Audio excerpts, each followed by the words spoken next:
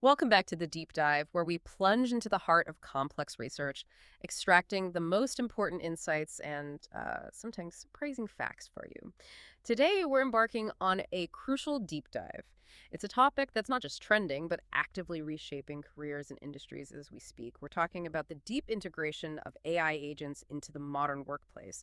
And it's a fascinating puzzle, really, because it's not simply about what AI can technically achieve. It's equally about what workers, truly want it to do, and perhaps most critically, where the technology actually stands in bridging that gap. Our primary source for today's exploration is a groundbreaking new study from Stanford University. It's titled Future of Work with AI Agents: Auditing Automation and Augmentation Potential Across the U.S. Workforce. And this isn't just another paper. It introduces a truly novel auditing framework and a comprehensive, meticulously built database called WORKBank. It offers us an unprecedented, data-driven look into this rapidly evolving landscape. Right. And our mission for this deep dive is, well, to systematically unpack the intricate technical details of this innovative auditing framework. We want to dissect its key findings and, most importantly, understand the precise implications for how AI agents will functionally integrate into professional work. We're going to concentrate heavily on the technical capabilities and the resulting shifts in skill demands. That's our focus. We'll ask critical questions about what these research papers truly reveal about the current state of AI agents, and maybe what further technical developments are absolutely necessary to meet the burgeoning demand. And just to be clear, for this discussion, we'll be deliberately setting aside broader ethical considerations or discussions of inclusivity. We're choosing to focus purely on the technical landscape and the current functional readiness of this technology. That's precisely it. This isn't just about the abstract if AI will affect your job. It's much more nuanced. It's an inquiry into how you, the worker, envision it impacting your daily tasks and what the current technological reality actually allows for. We're talking about gaining a systematic understanding, informed directly by the authentic perspectives of both the workers themselves and the leading AI experts building these systems. It's about peering into the future of work by understanding the present day interplay between, well, human desire and machine capability. Okay, let's unpack this then. We've all heard about large language models, LLMs, right? They've become ubiquitous, powering chatbots, summarizing documents, all that stuff. But this paper introduces a more sophisticated concept: compound AI systems, which they call AI agents. What exactly are these, and how do they fundamentally differ from, say, a standalone LLM chatbot? What makes an AI agent an agent? That's a great starting point, yeah, because the distinction is absolutely crucial for understanding this research. Think of an LLM as the brain, maybe. It excels at understanding and generating human-like text, a powerful reasoning engine. But an AI agent is more like an entire self-directed workflow, an entity that can act on its reasoning. The paper defines AI agents as goal-directed systems specifically equipped with tool access and multi-step execution capabilities.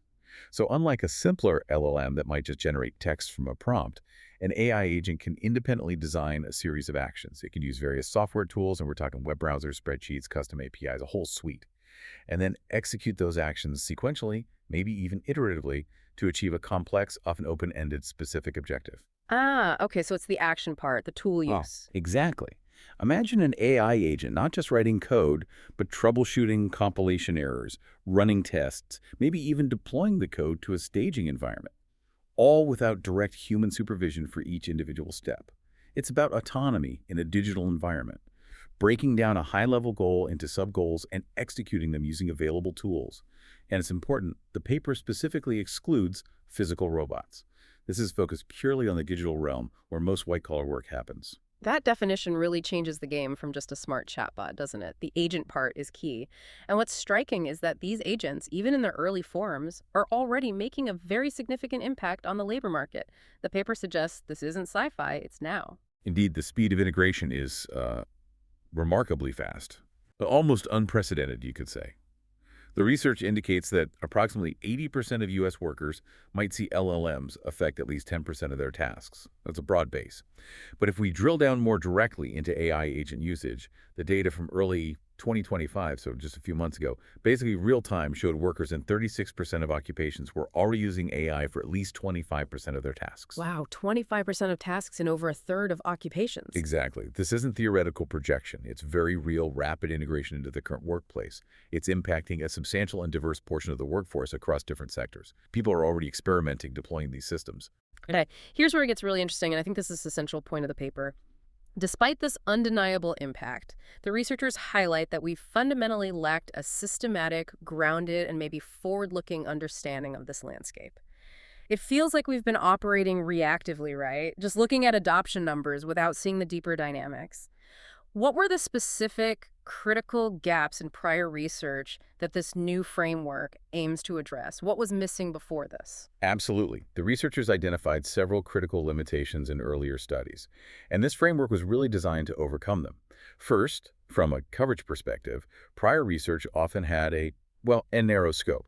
It tended Well, to focus intensely on specific, often high-profile domains, software engineering, customer support, maybe legal review, high-tech stuff. often, right? The usual suspects. Exactly. And while that's valuable for those areas, it limited a broader understanding of the sheer diversity of human jobs and the very nature of tasks across the entire workforce. It just didn't give us that holistic, nationwide view. We were missing huge parts of the labor market. Second, and this is a really profound point from a stakeholder perspective, there was a tendency to implicitly emphasize the interests of capital. Meaning, focusing on profit or efficiency. Yeah, focusing predominantly on tasks that were more profitable to automate or maybe just technically easier to implement for efficiency gains, like data processing or coding help. It didn't adequately consider the nuanced values, preferences, or even concerns of the workers themselves. The human element, beyond just productivity metrics, was often overlooked. It gave us a potentially one-sided view. I see. So it was technology first or business first, not necessarily worker first. Sort of, yeah. And third, methodologically. Current approaches often relied heavily on analyzing existing AI usage data, how people already use chatbots, for instance. While that gives us a snapshot of current adoption, it's inherently backward-looking. It tells you what is, not what could or should be. Precisely. It can't provide a truly forward-looking assessment of AI's full potential across the broader workforce, nor can it reveal the areas where AI is most desired, but perhaps hasn't yet been technically realized or widely adopted. Hmm. So this new auditing framework was explicitly designed to be proactive and comprehensive, integrating both human desire and technical feasibility. Okay, so given these significant gaps, how did they construct this principled survey-based framework? How did they get that clearer, forward-looking, and importantly, more human-centered picture? What were the core design principles that make this approach so unique? It sounds quite ambitious. It is ambitious, yeah. The framework is built on several foundational principles designed for a really comprehensive and nuanced understanding. These include operating at a meticulous task-level analysis, not just broad job titles, emphasizing the entire automation augmentation spectrum, moving beyond that simple binary, adopting a truly worker-centric approach in data collection, and crucially, incorporating dual perspectives from both domain workers and expert AI researchers. Each of these is fundamental. Task-level granularity seems absolutely critical. Usually we talk about this job is at risk, which feels overly simplistic. Why is that level of detail so important here? It's absolutely crucial because occupations are blunt categories. Within the same job title, tasks can vary wildly. Complexity, context, skills required, Yeah. it's all different. Looking only at the occupation level masks these vital nuances. It leads to imprecise, maybe even misleading conclusions. This study meticulously sourced complex, multi-step tasks directly from the U.S. Department of Labor's ONET database. That reflects actual granular job responsibilities. So real-world tasks people actually do. Exactly. Instead of just analyzing marketing managers, they looked at specific tasks like compile lists describing product or service offerings or analyze market trends. Mm. They focused on tasks that are computer compatible and performed at least monthly, the ones most susceptible to these AI agents right now. This granular task-by-task approach allows for a far more precise and actionable assessment, automation and augmentation potential, moving beyond generalities. Now, this spectrum of automation and augmentation, that feels like a core technical innovation here. It's not just automate or don't automate. Tell us about the human agency scale, or HACE. How does that work? What is it measuring? The HACE scale is, a novel and profound contribution. It's a 5-level scale, H1 to H5.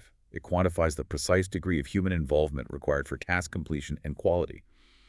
Unlike traditional automation levels, maybe like for self-driving cars that focus on machine autonomy, Hays Pros provides a deeply human-centered lens. It offers a shared, precise language to capture that full spectrum, from pure automation to rich, collaborative human augmentation. It helps us understand where the human fits in the loop, or if they need to be in the loop at all. Okay, can you break down those levels, H1 to H5? Sure, let's go through them. H1, AI agent handles entirely. No human needed for completion or quality. Think automated ticket routing, server resource management, full digital autonomy. Okay, hands off. Right. H2, minimal human input for optimal performance. AI does most of it. Human does a quick review or provides minimal input. Maybe reviewing an AI drafted document, confirming an AI proposed trade. Like a final check. Exactly. H3, equal partnership, outperforming either alone, this is key, synergistic partnership. The collaboration outperforms either human or AI alone. The sweet spot for augmentation. Give me an example of H3. Think a graphic designer using AI for rapid variations, then the human refines creatively. Or a medical researcher using AI for data analysis, then interpreting biological significance, speed and quality combined. Got it. The sum is greater than the parts. Precisely. H4, AI agent requires human input for completion. AI assists significantly, but the human is primarily responsible, makes critical decisions. AI is a powerful tool, maybe a data analyst using AI to pull data, but the human interprets, builds the narrative, makes recommendations. AI provides fuel, human drives. Okay, AI is a co-pilot, maybe? Yeah, something like that. Yeah. And finally, H5, continuous human involvement essential. AI cannot function without continuous human involvement. Human is indispensable. AI plays a limited supportive role. Think a psychotherapist using AI for note transcription. But the core therapy, empathy, judgment is entirely human. The AI is just background support. That makes a lot of sense. That spectrum feels much more realistic. And understanding that ideal level H1 or H5 or somewhere in between is essential. For workers, adapting skills. For developers, building context-appropriate agents. Efficiency for H1, H2, seamless collaboration for H3, H5, where human agency is critical. It gives us a common language. That detailed breakdown is incredibly insightful. And speaking of human centricity, how did they ensure this was truly worker-centric? Getting that nuanced feedback sounds like more than just a multiple-choice survey. They absolutely did. A core innovation was the audio-enhanced survey system. It wasn't just Likert scales. It allowed workers to share experiences, explain their thought processes, articulate preferences, and a natural spoken format. Ah, so qualitative data, too, rich context. Exactly. It provided incredibly rich context for their quantitative ratings. They rated automation desire AUT and desired HS level HWT on a 5-point scale. And quality control was key. Workers only rated tasks highly relevant to their occupation, confirming familiarity. No speculative answers. Smart, grounded in reality. Crucially, before rating, participants were guided to consider a range of factors: task enjoyment, job security concerns, intrinsic task characteristics. Like what kind of characteristics? Things like physical actions needed, domain expertise required, uncertainty involved, interpersonal elements. This comprehensive framing got to the why behind their desires. And it wasn't just worker input. They brought in AI experts, too. Why was this dual perspective workers and developers crucial, especially for mapping desire versus possibility? The dual perspective is paramount. It's what gives WORKBank its unique predictive power. Workers offer invaluable insights into social demand, acceptance of what they want, what they're comfortable with, but their exposure to current AI capabilities, technical constraints, might be limited. They know their job, not necessarily the bleeding edge of AI R&D. Makes sense. Need both sides. So they recruited 52 highly qualified AI experts, PhDs, industry practitioners with hands-on AI agent R&D experience. These experts provided complementary, independent assessments, current automation capability, AT, and feasible HAS-level heat, each task assessed by at least 2 experts for objectivity, with reviews for consistency. So checks and balances. Right. This dual approach truly reveals the readiness for AI integration. Worker demand meets technological supply. Critically, it helps identify not just alignments, but where significant gaps exist between worker desires and current technical feasibility. That tells us where development needs to focus. All these principles led to WORKBank. Can you give us a sense of the scale? It sounds like a massive effort. It truly is monumental. The scale is a defining feature. WORKBank was built from data collected over 5 intensive months, January to May 2025. It has responses from 1,500 individual workers across 104 distinct occupations, and annotations from those 52 AI experts covering 844 occupational tasks. 1,500 workers, 104 occupations, 844 tasks. That's comprehensive. Very. The process was rigorous. Started by filtering OneNet's database, 2,131 computer-compatible tasks across 287 occupations. Then refined the set to ensure robust worker representation, at least 10 participants per occupation for statistical significance. And crucially, they compared it with U.S. Bureau of Labor Statistics data. WORKBank captures a broad, representative cross-section of the U.S. workforce at the sector level. So the findings should be widely applicable. That's the goal. To our knowledge, it's the first large-scale, dual-perspective audit of AI agent capabilities integrating worker preferences and expert assessments on this scale. A unique lens. Okay, let's dive into the results then. This is the exciting part. First, workers' overall attitudes toward AI agent automation, eagerness, resistance, something in between. Definitely a mixed picture, which is important, but with a leaning towards positive attitudes for specific tasks. For 46.1% of the audited tasks, workers expressed a positive desire for AI automation rated above 3 foot on the 5-point scale, and that's even after considering concerns like job loss. Almost half the tasks, workers are somewhat positive about automating. Right. But the distribution varies. 7.11% of tasks got really high desire ratings, strong eagerness, while 6.16% got very low ratings, clear resistance, so it's selective. And not a blanket acceptance, but selective enthusiasm. What drives this desire for automation, especially for those tasks they really want AI to take over? Is it just efficiency? It goes much deeper than mere efficiency, yeah. The most cited motivation, nearly 70% of cases wanting automation, was freeing up time for high-value work. Ah, that's key. Not replacement, but enablement. Exactly. Workers aren't looking to be replaced, but unburdened from mundane tasks to focus on more strategic, creative, impactful parts of their role, leveraging AI to elevate their own contributions. Other reasons. Repetitive or tedious tasks, 46.6% cited that. Stressful or mentally draining tasks, 25.5%. Offloading cognitive burden. And interestingly, 46.6% saw automation as an opportunity for quality improvement. They believe AI could do these specific tasks better, more accurately. So better work, less drudgery, more focus on important stuff. That's the overall pattern. Workers envision AI agents playing a supportive role, offload low-value, burdensome, error-prone tasks, empowering them, augmentation by subtracting drudgery. That makes perfect sense. Can you give us some specific examples? Tasks workers most wanted automated, straight from WORKBank. Certainly. The top tasks with the highest average automation desire really highlight this pattern.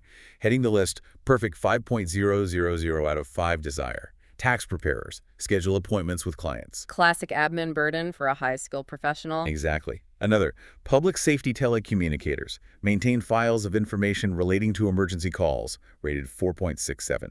Critical high-volume data management. Needs accuracy, but it's rote. Right. Important but repetitive. And payroll and timekeeping clerks. Issue and record adjustments to pay related to previous errors at 4.60. These examples clearly show the desire to automate routine, administrative, repetitive tasks where accuracy and speed matter, but human value is elsewhere: oversight, strategy, exceptions, relationships. So let AI handle the grunt work where possible. Pretty much, yeah. Let humans focus on complex problem solving. Okay, those are the tasks workers are eager to offload. But what about resistance? Where did they find pushback? What concerns did workers voice, maybe in those audio snippets? Yeah, there was definite resistance too. Among survey participants, 28% expressed clear fears or negative sentiment about using AI daily. That's not insignificant. The 3 most prominent concerns were quite telling. First, a lack of trust. Accuracy, capability, reliability of AI, cited by 45% of those with negative sentiment. Worried about errors, failures, creating more work. Understandable. If it messes up, I have to fix it. Exactly. Second, fear of job replacement, a tangible concern for 23%. Basic economic security anxiety. Always a factor with automation. And third, the absence of crucial human qualities, mentioned by 16.3%. This is insightful. Worries about losing the human touch, diminishing creative control, losing agency in decisions needing judgment, intuition, nuance. The irreplaceable human stuff. Right. And the arts, designs, and media sector really stood out here. Only 17.1% of tasks in that whole sector got positive automation desire ratings. Audio responses were clear. Nuanced opposition to automating the core creative work. Like, what did they say? One worker: I want AI to be used for seamlessly maximizing workflow. No content creation, drawing a clear line. Another: I would never use AI to replace artists. I would be more for personal project management use, if anything. I did designer. AI can be a game changer in data architect workflow, but I create my design by myself. For research, I use AI. So help me be more efficient, but don't touch the creative core. Exactly. Strong desire for augmentation, but clear boundaries around creativity, judgment, expression. That's a technical challenge. Design AI that respects those boundaries, integrates seamlessly with human intent. A critical distinction, augmentation versus replacement, especially in creative fields. This brings up a pivotal point. Does existing LLM usage, like with Claude.ai, actually reflect these worker desires? The paper found a disconnect, right? That's absolutely correct, and it's one of the most significant findings. When they compared WorkBank findings of worker desire with actual Claude.ai usage data from late 2024, early 2025, they found a notable mismatch. A big one.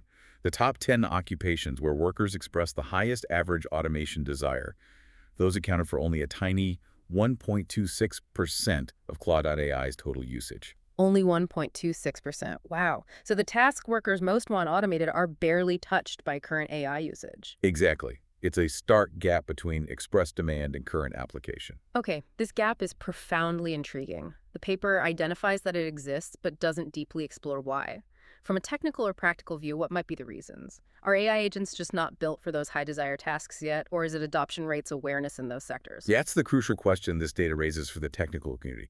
It points directly to where targeted AI development is needed. The mismatch could certainly mean current AI agent R&D and deployment are skewed, maybe towards domains where adoption was early or where quick technical wins seemed easier. Like software development, data analysis. Yeah. Exactly. Where structured data and well-defined problems are more common. This leaves many high desire, maybe less glamorous, but repetitive tasks in admin, public service, medical support, technically underaddressed. Tasks like scheduling, file maintenance, payroll adjustments. So it's not that AI can't do them in theory. Not necessarily, Oh. but the agents have been specifically designed, trained, and integrated with the very specific workflows, software, and operational contexts in those domains. For instance, automating tax preparer scheduling needs robust NLP for client requests, integration with varied calendaring systems, Yeah. time zone handling, rescheduling logic, maybe multi-turn conversations. That's complex integration. Right. And for maintaining files, the agent needs flawless info extraction from unstructured docs, accurate categorization, interfacing with diverse databases, data integrity checks, handling edge cases. These aren't generic LLM tasks then. No, they require deeply specialized tool use capabilities, robust integration with legacy systems, meticulous workflow mapping. Current general-purpose LLMs might not be optimized for that level of specificity, so it suggests a significant technical and market opportunity. Developing AI agents tailored to these high-desire, under-addressed tasks. It means R&D focus on robust, reliable, context-aware tool use, seamless integration into existing digital ecosystems, a tax office, a call center, designing agents that understand and operate in those specific contexts. That makes perfect sense. The devil's in the integration details and workflow understanding.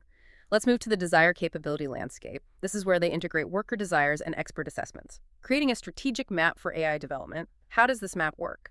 This landscape is a powerful, practical visualization. It divides tasks into 4 zones based on 2 axes: worker-rated automation desire and AI expert-assessed current technical capability.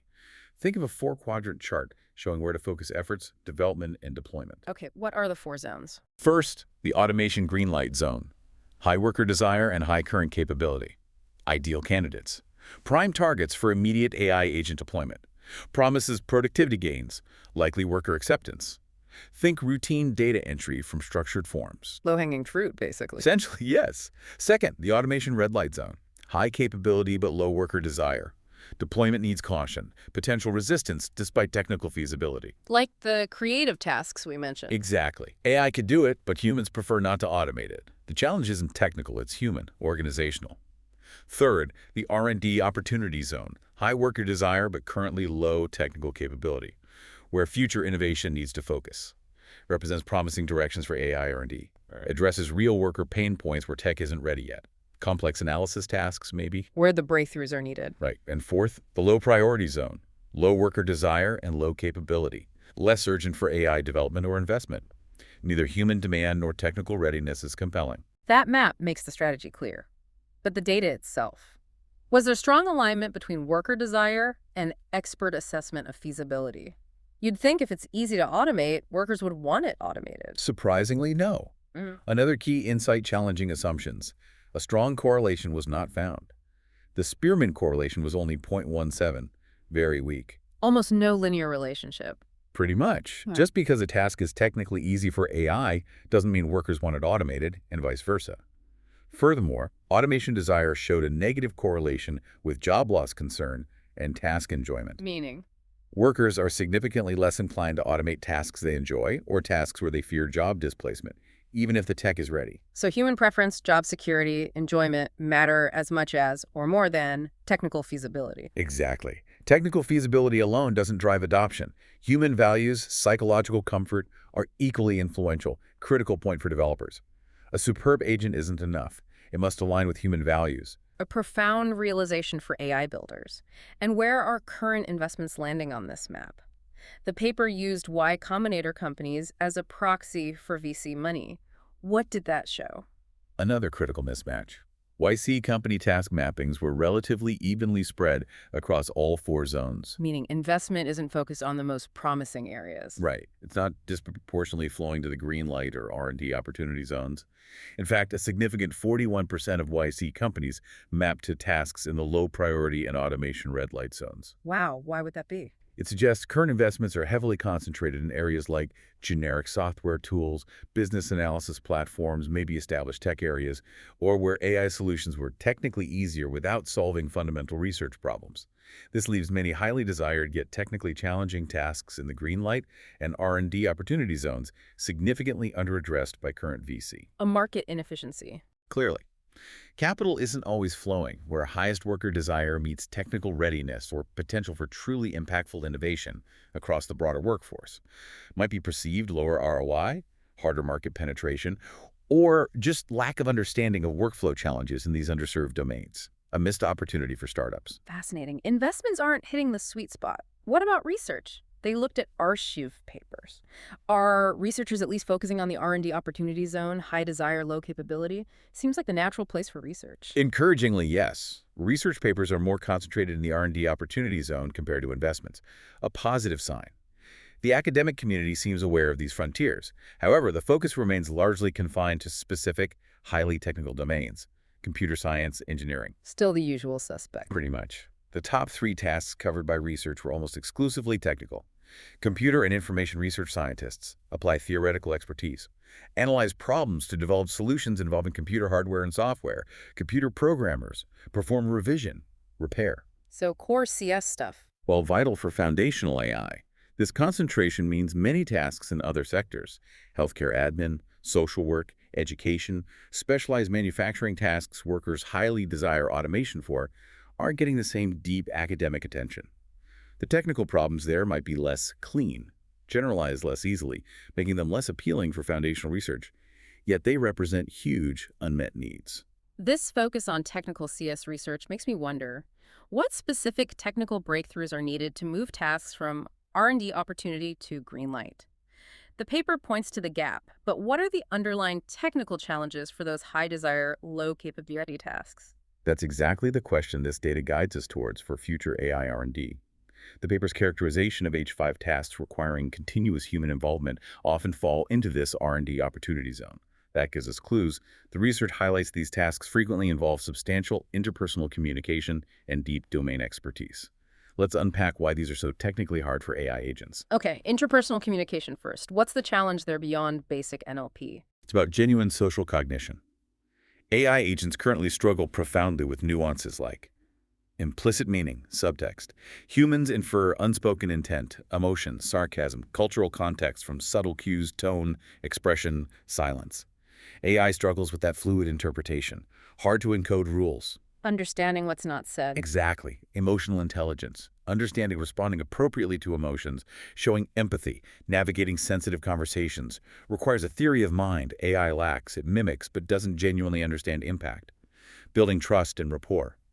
Human relationships rely on trust, shared experience, connection. An algorithm can't genuinely build rapport critical for sales, therapy, complex teamwork. The human connection factor. Right. And dynamic adaptation to human feedback.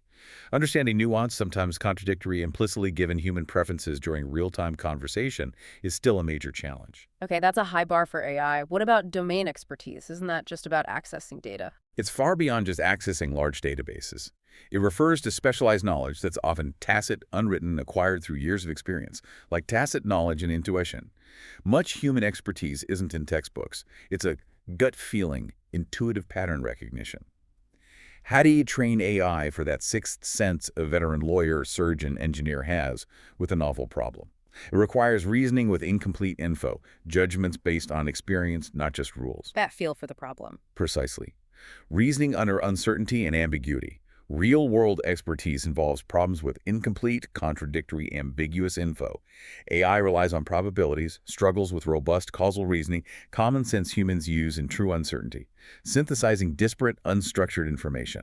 Applying deep knowledge requires synthesizing info from diverse sources, conversations, history, sensor data, opinions connecting it to the specific problem context, not just retrieval, deep integration and application. Seeing the whole picture. Exactly. And continuous learning and adaptation. Human experts constantly learn.